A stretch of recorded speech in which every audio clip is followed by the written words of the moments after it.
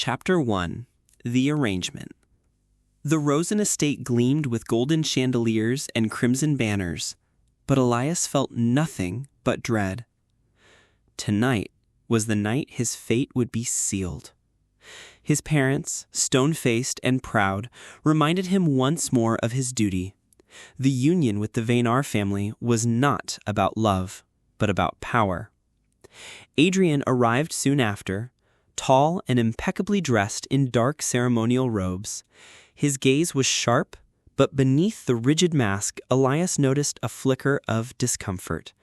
Perhaps Adrian hated this as much as he did. Their betrothal was announced with grandeur. Applause echoed through the ballroom, but to Elias it sounded like a prison door locking shut. When their eyes met, Elias expected scorn, yet Adrian gave him a respectful nod. No words were spoken, but it was enough to spark curiosity in Elias's chest. Still, as the vows were exchanged, Elias whispered to himself, "I will never love him." Chapter 2 The Wedding Night. The festivities dragged on until midnight. Elias smiled only when required, his jaw aching from the effort. The congratulations of strangers felt heavy, suffocating, as though each word pushed him deeper into a cage. When the last guest departed, Adrian escorted him silently down the corridor. The servants bowed and slipped away, leaving the two newlyweds alone before the door to their shared chamber. Elias hesitated. His pulse thundered in his throat. "This is tradition," Adrian said at last, his tone steady but not unkind. "We're expected to consummate tonight." The words made Elias flinch. Expected, of course. His laugh was bitter. Our families wouldn't want their investment wasted. Adrian's jaw tightened. "I don't want to hurt you, but if we don't, it will raise suspicion." The silence stretched, suffocating. Finally, Elias crossed the threshold, chin high, defiance burning in his gaze. "Fine, let's get it over with." The chamber was dim, the moonlight cut pale silver lines across the bed. Elias sat stiffly at the edge, hands clenched in his lap. Adrian removed his ceremonial robes, every movement deliberate, controlled. When Adrian approached, Elias whispered, "Don't think I'll ever love you." "I don't expect you to," Adrian murmured. Yet his hand trembled slightly when he touched Elias's shoulder. The night unfolded awkwardly, a clash of pride and duty. It wasn't tender, neither of them knew how to be. Elias's heart raced with resentment, with fear, with something unnameable. But beneath the unease, a spark of something stirred. The awareness of Adrian's restraint, his effort not to overstep, even while bound by duty. When it was over, Elias turned away, curling toward the wall. Adrian lay beside him, silent, staring at the ceiling. Between them stretched a gulf as wide as the moonlit sea, yet neither could sleep. Chapter 3 The Morning After. Sunlight filtered through the heavy velvet curtains, spilling across the bed. Elias stirred first, his body aching with reminders of the night before. He squeezed his eyes shut, wishing he could pretend it had all been a dream.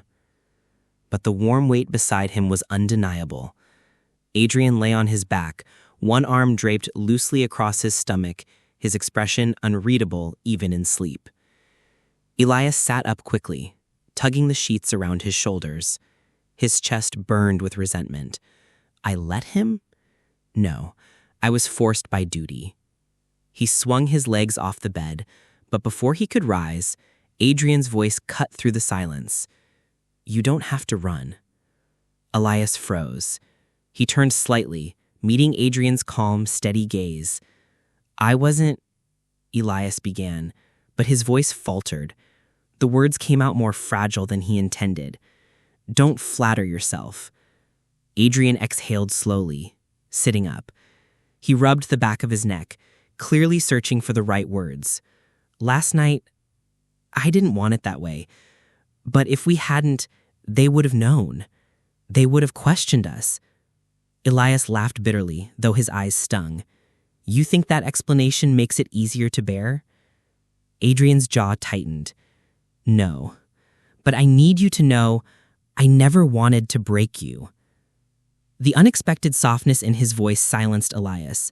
For a moment, he saw something raw in Adrian's eyes, something that unsettled him more than coldness ever could. He pulled the sheet tighter around himself, masking the turmoil in his chest. Stay away from me unless it's absolutely necessary. Adrian didn't argue. He simply nodded once, as if accepting a punishment he believed he deserved. The rest of the morning passed in silence, yet as Elias walked through the sunlit halls of the estate, his mind wouldn't stop replaying that quiet confession. I never wanted to break you. Why did those words linger when he wanted so desperately to hate him? Chapter 4. The Whisper of Rumors. Days passed in a heavy silence. Elias avoided Adrian whenever possible, retreating to the gardens, the library, anywhere that gave him space to breathe. The servants, however, whispered. Their eyes lingered on Elias a little too long when he entered a room, and hushed voices always seemed to fade when he drew near. One afternoon, as Elias sat beneath the shade of a willow tree with a book untouched in his lap, he overheard two maids by the fountain. They say the union was sealed the very first night, one giggled softly. As expected of the Vaynars, power and duty above all. I wonder if Lord Elias will bear fruit soon. Heat rushed to Elias's face. He clenched his book so tightly his knuckles whitened. How dare they, to speak of me as if I were a breeding mare? Elias. The voice behind him made him start. Adrian stood a few steps away, dressed in dark riding clothes, his expression as unreadable as ever. You shouldn't listen to idle gossip, Adrian said, though his eyes softened faintly. Easy for you to say. They're not whispering about your body. Adrian's jaw flexed. If I could shield you from it, I would. For a moment, Elias almost believed him. Almost. But the words caught in his throat, bitterness choking him. He stood abruptly, brushing past Adrian with a swirl of his robes. That night, Elias lay awake long after Adrian's steady breathing filled the chamber. A strange heaviness settled in his body, a nausea curling low in his stomach. He pressed a hand to his abdomen, his chest tightening. No, he whispered to himself. It's too soon. It can't be. But the thought burrowed deep, refusing to leave. Chapter 5. The First Signs. The days blurred together, heavy with unease. Elias found himself rising later each morning, his body sluggish, his appetite vanishing. More than once, he slipped away to the washroom, gripping the basin as waves of nausea racked him. He told no one, not Adrian, not the servants. He would rather suffer in silence than let the whispers grow louder. But his body betrayed him. At breakfast, the scent of roasted venison turned his stomach. He pushed the plate aside, pale and trembling. Adrian noticed immediately. You've barely touched your food, Adrian said, brow furrowed. I'm not hungry, Elias muttered, keeping his gaze fixed on the table. Adrian studied him for a long moment before sighing. If you're unwell, I'll summon the physician. You will do no such thing, Elias snapped, his voice sharper than intended. He rose too quickly, the room spinning, and caught himself against the table. Adrian was on his feet instantly, steadying him with a firm grip. Elias! Let me go, Elias hissed, though his strength faltered against the warmth of Adrian's hands. Later that afternoon, when Elias retreated to the garden once more, his mother appeared, her expression lined with suspicion. You've grown pale, she said coolly, her sharp eyes scanning him like a hawk. It has only been weeks since the union. Do not tell me you are hiding news already. Elias froze. His stomach twisted violently. Whether from her words or the truth he feared, he could not say. That night, as he lay in bed, the nausea rose again. He pressed a trembling hand against his abdomen, tears stinging his eyes. No, not like this. Not yet. But deep down, he already knew. Chapter 6. The Revelation. It began with a collapse. Elias had been stubborn, refusing food and ignoring the waves of nausea that grew worse each morning. But on the 7th day, while crossing the marble corridor toward the garden, his knees buckled. His vision swam, and before he could steady himself, the world tilted sharply. Strong arms caught him before he struck the ground. Elias! Adrian's voice was sharper than Elias had ever heard it, strained with genuine panic. He gathered Elias into his arms, carrying him back to their chamber with urgent strides. By the time Elias regained full consciousness, a physician was at his bedside, setting down his leather satchel. Adrian stood close by, arms crossed, his face an unreadable mask of tension. The physician's examination was brief but thorough. At last he stepped back, his eyes flicking between the two men. "There is no mistake," he said quietly. "Lord Elias is with child." The words shattered the silence. Elias's breath caught. His body went rigid, fingers tightening in the sheets. "No," he whispered. "That can't." Adrian's eyes widened, though he quickly masked his shock. "You're certain?" The physician bowed his head. "Without doubt. It is early but clear." When the man finally departed, silence filled the chamber again, thick and suffocating. Elias buried his face in his hands. His shoulders trembled. "I didn't ask for this. I didn't want this." Adrian knelt at the bedside, his voice low. "Neither of us chose this path, but it's ours now." Elias lifted his head, anger sparking through the haze of fear. "Don't you dare speak as if it's so simple." Adrian's gaze softened. "I don't think it's simple. I only know I won't abandon you." The words, steady and unyielding, struck something deep in Elias's chest. He wanted to hate them. He wanted to hate him, but the trembling in his heart refused to obey. Chapter 7. The Weight of Families. Word traveled faster than Elias wished. By the next morning, the Rosen and Vaynar families gathered in the great hall, faces alight with satisfaction. Elias sat rigidly beside Adrian, his hands clenched tight in his lap. His mother's sharp eyes glimmered with triumph, while Adrian's father wore a smile that was little more than polished steel. "At last," Lord Vaynar said, raising a glass of wine. "Our bloodlines secured, and so swiftly. This union was fated to bear fruit." Elias's stomach turned. He wanted to scream, "I am not your vessel, not your trophy." His mother leaned forward, her voice cool but pleased. "You will be well cared for, Elias. A child born of 2 great houses will strengthen everything we've built. Do not fail this duty." The words cut deep, sharper than any blade. Elias lowered his gaze, his throat tight. But Adrian broke the silence. His voice was calm, but firm. "Enough. He is not a vessel, he is my spouse, and I will not have him treated like livestock." The room stilled. Every noble eye turned to him, startled by the steel in his tone. Even Elias glanced sideways, startled. Lord Vaynar's smile faltered. "Mind your tongue, Adrian. This is bigger than sentiment." Adrian's jaw tightened. "Perhaps, but he is not alone in this. I will see to that."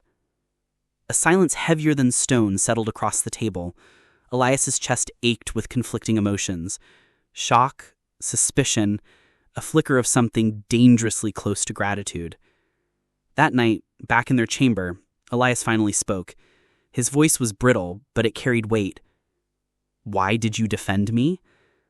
Adrian paused as he removed his outer coat, his expression unreadable in the flickering candlelight. "Because it was the truth." Elias stared at him for a long moment. His heart pounded painfully, betraying him. For the first time, he wondered if perhaps Adrian's mask hid more than just duty. Chapter 8: Fractures and Fragility. The weeks that followed were harsher than Elias could have imagined. His body no longer belonged to him. Morning sickness struck with merciless persistence. The scent of food made him gag, and fatigue clung to him like chains. Worse still were the quiet, secret moments at night when he curled into himself, trembling from aches he dared not speak aloud. He hated it. He hated feeling weak. He hated the thought of relying on anyone, least of all Adrian. But Adrian noticed. One evening, as Elias attempted to rise from the divan, his strength gave out. He stumbled, clutching the armrest. Before he could catch himself, Adrian was there, steady hands gripping his shoulders. "Don't," Elias muttered, turning his face away. "I don't need your help." "You're pale," Adrian said firmly. "You can barely stand." "I said I don't." Elias's voice cracked, the fight slipping from him. His knees buckled, and Adrian guided him back to the cushions with quiet patience.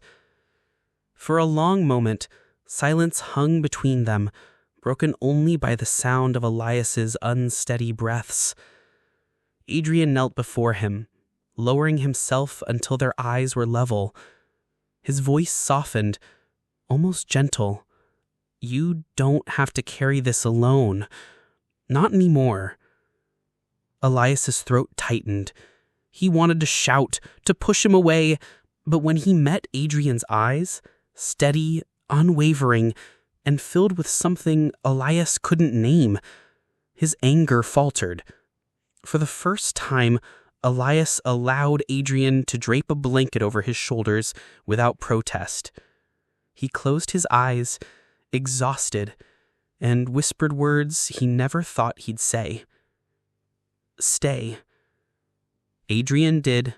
Chapter 9: The Birth. The storm came at midnight. Rain lashed against the windows, thunder rolling through the estate halls as servants rushed back and forth, summoned by urgent cries. Elias clutched the sheets of their bed, sweat beading on his brow, his face pale yet flushed with pain. The physician barked orders, midwives bustling around with towels and basins of water. Adrian was at his side, refusing to leave even when urged to. He held Elias's hand firmly, his own knuckles white with the force of Elias's grip. "You're doing well," Adrian said, his voice hoarse, breaking through the chaos. "Stay with me, Elias. Breathe." Elias glared through the haze of agony. Don't you dare patronize me." His voice cracked, trembling with both rage and terror. "I'm not," Adrian whispered, leaning closer. "I believe in you."